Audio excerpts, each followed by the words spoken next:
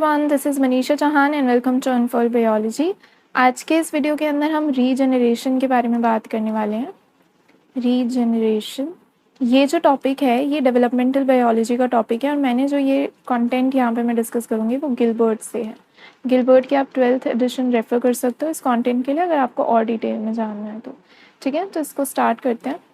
सबसे पहले तो रीजनरेशन होता क्या है। अगर किसी भी ऑर्गेनिज्म के अंदर कुछ ऐसा इवेंट हो जाता है कि उसको कोई डैमेज हो जाए या फिर उसको कोई डिस्टर्बेंस क्रिएट हो, डिस्टर्बेंस एज इन उसके बॉडी में कोई डिस्टर्बेंस क्रिएट हो जिसकी वजह से उसका कोई पार्ट या तो लॉस्ट हो रहा है या कुछ ऐसी चीज़ उसकी उससे अलग हो रही है कि उसको दोबारा बनानी पड़ेगी, तो इस डैमेज या इस डिस्टर्बेंस की वजह से जब बाद में वो ऑर्गेनिज्म या तो उस चीज़ को रिन्यू करता है या तो वो उस चीज़ को रीस्टोर करता है या फिर वो न्यू ग्रोथ करता है, यानी कि वो क्या करेगा, रीग्रोथ।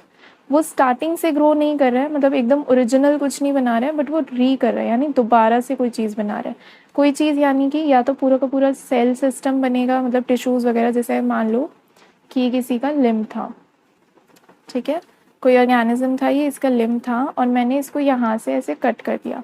इस कटिंग के लिए आप बुक में जब टर्म देखोगे तो एम्पुटेशन टर्म होती है, ठीक है। एम्पुटेट कर दिया मैंने इस लिम्ब को, तो इस एम्पुटेशन के बाद क्या होगा, ये सारा का सारा जो पार्ट है ये तो गया, ये पूरा का पूरा जो पार्ट है ये डैमेज हो गया। अब होगा क्या, ये ऑर्गेनिज्म ऐसे रह तो नहीं सकता, तो ये क्या करेगा, अपना लिम्ब वापस से बनाएगा, उतने ही साइज़ वगैरह का वो एक लिम्ब बनाएगा। अब ये जो इसने लिम्ब बनाया है इसके अंदर कौन से सेल्स ग्रो करे हैं, जो यहाँ पे जो सेल्स हैं यहाँ पे इस एरिया में, वही वाले सेल्स जो हैं वो ग्रो कर रहे हैं। तो हम ये कह सकते हैं कि जो रीग्रोथ हो रही है किसकी हो रही है, सेल्स की हो रही है, और इससे बन क्या रहा है, ऑर्गेनिज्म बन रहा है। ठीक है, कंप्लीट ऑर्गेनिज्म भी बनता है। कुछ ऐसे ऑर्गेनिजम्स होते हैं जिनके अंदर अगर उन्हें ऐसे कट कर दिया जाए तो ये इनका हेड पार्ट है, ये अपना टेल बना लेगा और ये जो टेल पार्ट है ये ऊपर का हेड रीजनरेट कर लेगा। तो पूरा का पूरा ऑर्गेनिज्म भी रीजनरेट कर सकता है।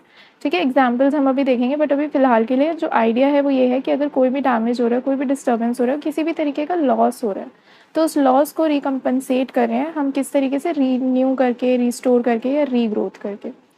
ठीक है, इसके बाद ओके, सो एक स्टेटमेंट मैं यहाँ पे बोलती हूँ कि बैक्टीरिया से लेके ह्यूमंस तक सभी स्पीशीज़ जो हैं वो रीजनरेट कर सकती हैं। इसको हम वापस से डिस्कस करेंगे थोड़ी सी ही देर में। ठीक है, सभी स्पीशीज़ रीजनरेट कर सकती हैं। अब ये जो रीजनरेशन का प्रोसेस है, क्या इसकी रेगुलेशन होती है? ऑब्वियसली होती है, क्योंकि ऐसे ही कोई भी ऑर्गेनिज्म का लिम्ब अगर मान लो रीजनरेट करने लगा बिना एम्पुटेशन के तो फिर दिक्कत हो जाएगी, है ना। एम्पुटेशन हो, उसके बाद यहाँ पे जो सेल्स हैं उनको इंस्ट्रक्शंस जाएँ, तो ये सारी चीज़ें करने के लिए रेगुलेशन की ज़रूरत है। और ये जो रेगुलेशन वाला पार्ट है ये कौन करता है, जीन्स के लेवल पे ये रेगुलेट होता है। तो क्योंकि ये जीन्स के लेवल पे रेगुलेट हो रहा है तो हम ये क्या कह सकते हैं कि ये जो रीजनरेशन है इसकी रेगुलेशन मॉलिक्यूल्स के लेवल पे हो रही है। कौन से मॉलिक्यूल्स, बायो मॉलिक्यूल्स की लेवल पे हो रही है। तो हम इसको बोल सकते हैं कि ये कैसा प्रोसेस है, ये मॉलिक्यूलर प्रोसेस है। ठीक है, जब हम एग्जाम्पल्स लेके देखेंगे ना, हर तरीके का जो रीजनरेशन कुछ टाइप्स के होते हैं, तो जब हम एग्जाम्पल्स देखेंगे तो हम उसमें देखेंगे कि कौन कौन से जीन्स इसमें इन्वॉल्व होते हैं, कौन कौन से ऑर्गेनिज्म में। ठीक है, सो रीजनरेशन कैसा प्रोसेस है, एक मॉलिक्यूलर प्रोसेस है। ठीक, अब इसके बाद हम डिस्कस कर लेते हैं कि जो रीजनरेशन है और जो रिप्रोडक्शन है इसमें क्या डिफरेंस होता है। इसको समझने के लिए एक एग्जाम्पल लेते हैं हाइड्रा का। हाइड्रा का आपको पता होगा कि ये एसेक्सुअल रिप्रोडक्शन कैसे करता है, बडिंग करके, ये बड्स बनाता है। ये हाइड्रा की अगर मान लो बॉडी है तो इधर यहाँ पे ये बड बनाएगा, फिर वो डिटैच होकर अपना अलग ग्रो करता है, दिस इज कॉल्ड बडिंग। और ये एसेक्सुअल रिप्रोडक्शन का मेथड है। बट क्या ऐसा होगा कि इसको रिप्रोडक्शन करनी है और ये बोले कि चलो मैं तो खुद को कट कर लेता हूँ, यहाँ से अलग बना लूँगा, यहाँ से अलग बना लूँगा? नो, ये तब होता है जब कोई डैमेज हो जाए तब वो ऐसे रीजनरेट कर सकता है। सो डिफरेंस क्या है रीजनरेशन एंड रिप्रोडक्शन में। रिप्रोडक्शन हाइड्रा कैसे करता है, बडिंग से करता है, बट रीजनरेशन कैसे करता है, अगर इसका पार्ट कोई एम्पुटेट कर दे, कोई कट कर दे इसको पीसेस में, तो फिर ये रीग्रो कर सकता है। तो जो रीग्रोथ होती है उसको हम बोल सकते हैं कि इसने रीजनरेट करा है। But for reproduction it will use budding, ये अपने आप को कट नहीं करेगा इन ऑर्डर टू रिप्रोड्यूस। ठीक है, so reproduction and regeneration are different things. Now ये एक फिगर है जो दी हुई है गिलबर्ट में, हम इसको थोड़ा सा डिस्कस कर लेते हैं। देखो कुछ मैंने अभी क्या बोला था कि जो बैक्टीरिया है वहाँ से लेके ह्यूमंस तक या जो हाई ऑर्डर ऑर्गेनिजम्स होते हैं सभी में रीजनरेशन होती है, लेकिन कुछ एक्सटेंट तक। कुछ ऐसे ऑर्गेनिजम्स हैं जो बहुत ज़्यादा रीजनरेशन शो करते हैं, जिनका हम अभी एग्जांपल देखेंगे। कुछ ऐसे ऑर्गेनिजम्स हैं जो बहुत ही कम रीजनरेशन शो करते हैं, वो भी हम अभी देखेंगे इसी टेबल के अंदर। सबसे पहला एग्जाम्पल यहाँ पर लिया हुआ है प्लांट्स का। यहाँ पे लिखा है कि पूरा का पूरा प्लांट बन सकता है। आपने देखा होगा कैलिस कल्चर होता है, आप क्या करते हो, प्लांट का एक पार्ट लेते हो और उससे कैलिस ग्रो करते हो, राइट। तो ये पूरा का पूरा जो पार्ट है ये कैपेबल होता है इतना कि ये प्लांट को बना दे। तो प्लांट्स के अंदर बहुत ज़्यादा लेवल की रीजनरेशन देखी जाती है, ठीक है। तो एक हो गया हमारा एग्जाम्पल क्या, प्लांट्स का, कि जो प्लांट्स होते हैं उनके अंदर पूरा का पूरा जो प्लांट होता है वो ग्रो कर सकता है and from a single cell, ठीक है। फिर आता है आपका हाइड्रा, जिसका अभी हमने एग्जाम्पल देखा था। ये जो बडिंग हो रही है this is asexual reproduction, but अगर मैं इसके फ्रेगमेंट्स कर दूँ, छोटे छोटे टुकड़े कर दूँ मैं इसके, तो उन फ्रेगमेंट से ये इंडिविजुअल हाइड्रा बना सकता है। तो उसको हम बोलेंगे रीजनरेशन करना, ठीक है। प्लेनेरिया का अगर हम देखें तो प्लेनेरिया के अंदर जो, मान लो इसका कोई बॉडी का पार्ट मैंने ऐसे काट दिया, अब ये इसके पास टेल है, इस टेल के पास हेड मिसिंग है, अगर ये अलग हो गया तो ये टेल बचेगी, हेड मिसिंग है, ये हेड बना लेगा अपना ऐसे, ठीक है, हेड बना लेगा ये। तो इसको प्लेनेरिया के अंदर क्या होता है, अगर कोई मिसिंग पार्ट होता है तो उसका पूरा का पूरा पोर्शन ये कवर अप कर लेता है। इन सभी में बहुत ज़्यादा लेवल की आपको रीजनरेशन होती हुई दिखेगी, ठीक है। हम इसका भी एग्जाम्पल कंसिडर करेंगे, हम इसका भी एग्जाम्पल कंसिडर करेंगे जब हम टाइप्स डिस्कस करेंगे। इसके बाद आते हैं और ऑर्गेनिजम्स, हायर ऑर्डर ऑर्गेनिजम्स आते हैं, जैसे कि आपके एम्फीबियंस एंड फिशेस।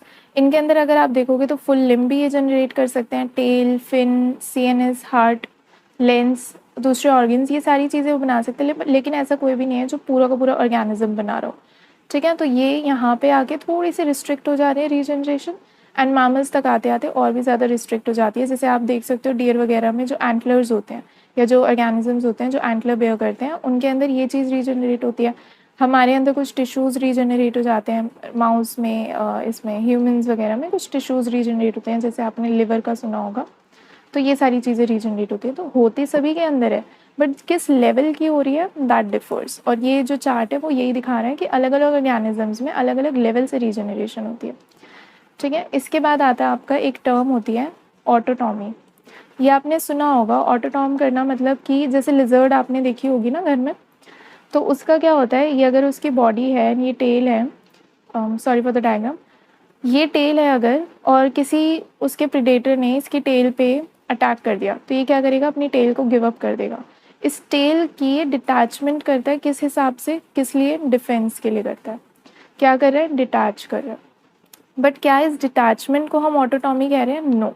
डिटैच करने के बाद, इस डिटैचमेंट के बाद जब ये अपनी टेल को, ये अगर नई टेल बना रहा है, यहाँ पे ये न्यू टेल बन रही है, तो हम इसको रीजनरेशन कहते हैं, ठीक है। सो इसको कंक्लूड करने के लिए ये है कि आप डिटैचमेंट कर रहे हो, मतलब वो ऑर्गेनिज्म डिटैचमेंट कर रहा है अपने लिम्ब का फॉर द डिफेंस पर्पस, मतलब वो प्रेडेटर से बचने के लिए, अपने आप को कैप्चर से बचने के लिए कि मुझे कोई कैप्चर ना कर ले, इस करके वो डिफेंस के लिए डिटैच कर रहा है। एंड आफ्टर दैट अगर वो उसको रीजनरेट कर रहा है तो हम उसको बोलते हैं ऑटोटॉमी, ठीक है, इस प्रोसेस को बोलते हैं। Then we have this thing, let me erase this, okay, so there's a term called embryogenesis। इसके अंदर भी जो इवेंट्स होते हैं और जो रीजनरेशन के अंदर इवेंट्स होते हैं वो थोड़े से सिमिलर होते हैं। तो क्या ये दोनों सेम चीज़ होती हैं, नहीं, ये सेम चीज़ नहीं होती। अगर हम देखें ना तो रीजनरेशन का क्या मतलब होता है, यहाँ पे आप बोल सकते हो कि ये एक ऐसा इवेंट है जो पोस्ट एम्ब्रियोनिक लाइफ में हो रहा है। एम्ब्रायो ऑलरेडी बन चुका है, उसके बाद कोई डैमेज हो रहा है और उसको हम रिपेयर कर रहे हैं, तो पोस्ट एम्ब्रियोनिक लाइफ में होने वाली चीज़ें हैं ये रीजनरेशन।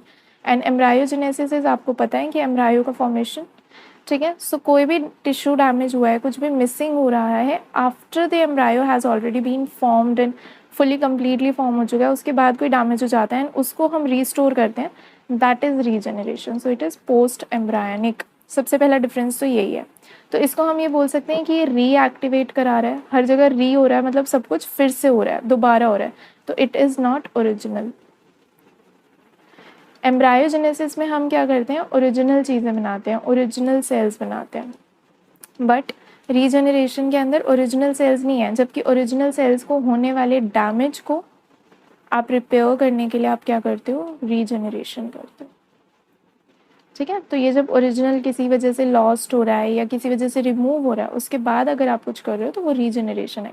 कुछ कर रहे हो मतलब इसको वापस से आप उसको लगा रहे हो या वापस से सेल्स फॉर्म हो रहे हैं वहाँ पर, तो उसको रीजनरेशन कहते हैं।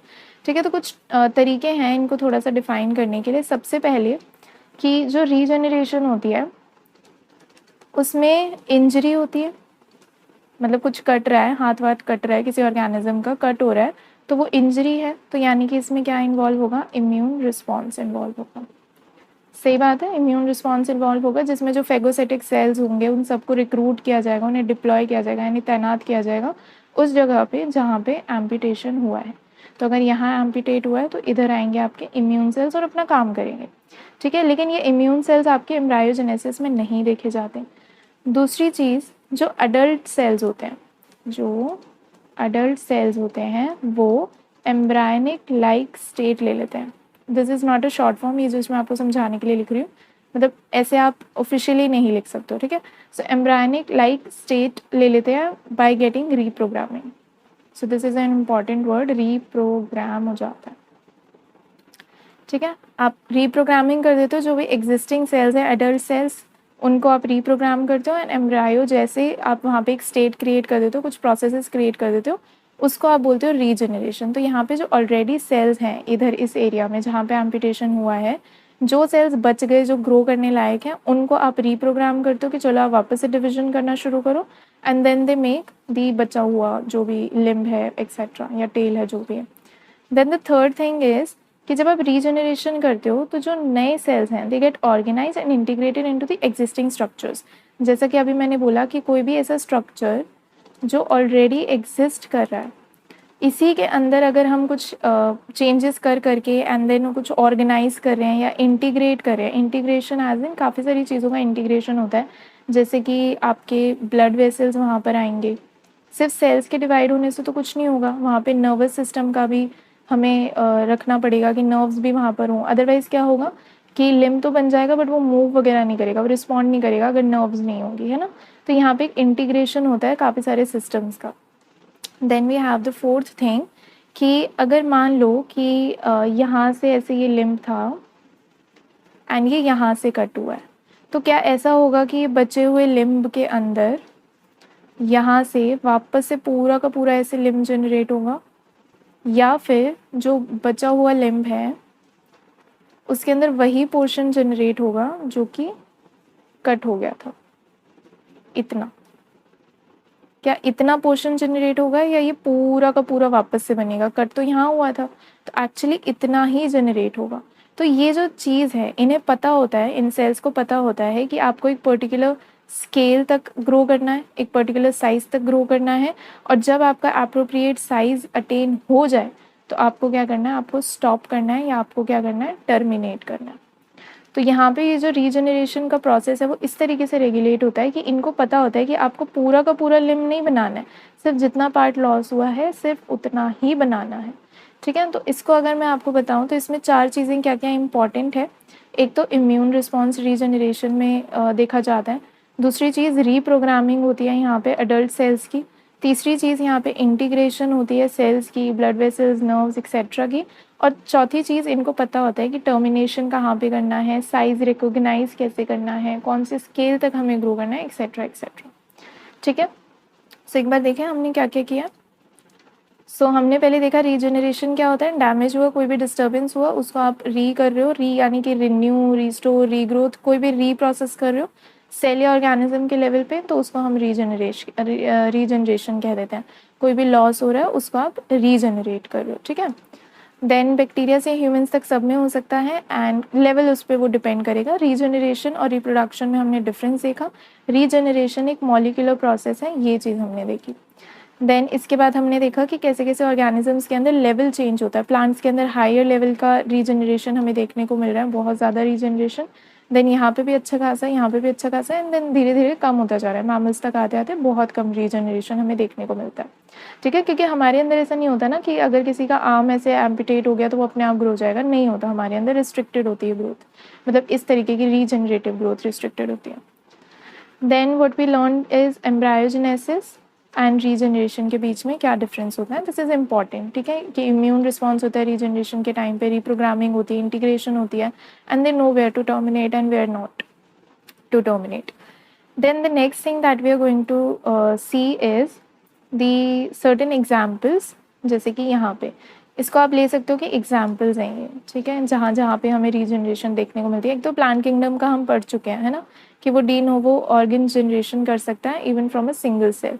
देन हाइड्रा एंड प्लेनेरियंस का भी मैंने बताया कि टोटल रीजनरेशन हो सकती है, ऑलमोस्ट टोटल रीजनरेशन, ठीक है।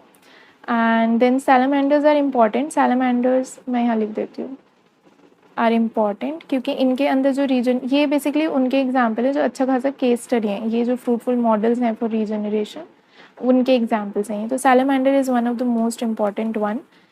इसके अंदर क्या होता है, it is a tetrapod and ये पूरा का पूरा लिम रीजनरेट कर सकता है। सो लिम रीजनरेशन जब हम पढ़ेंगे तो हम इसी का एग्जाम्पल लेंगे।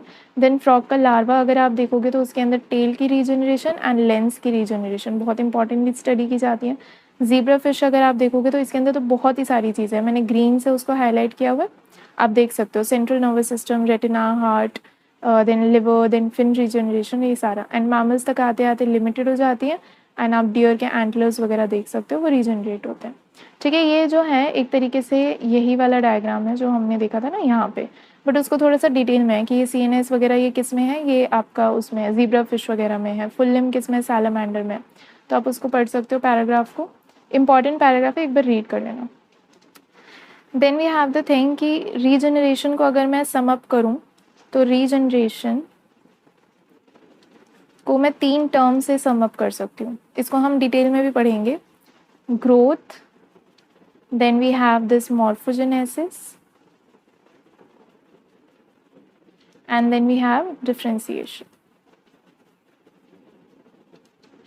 जब ओके पहले बता देती हूँ मैं, कुछ टाइप्स होते हैं रीजनरेशन के, या आप बोल सकते हो कि मोड्स ऑफ रीजनरेशन होती हैं।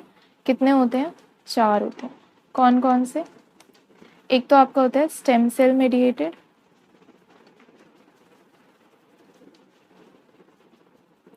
Then we have this मॉर्फोलैक्सिस,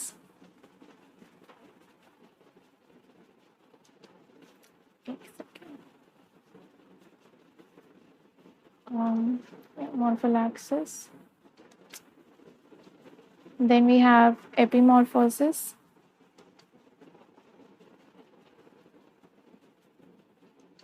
and the last one is compensatory. ज़्यादातर क्वेश्चंस यहाँ से आते हैं, ज़्यादातर मॉर्फोलैक्सिस एंड एपीमॉर्फोसिस से, इनके एग्जाम्पल से।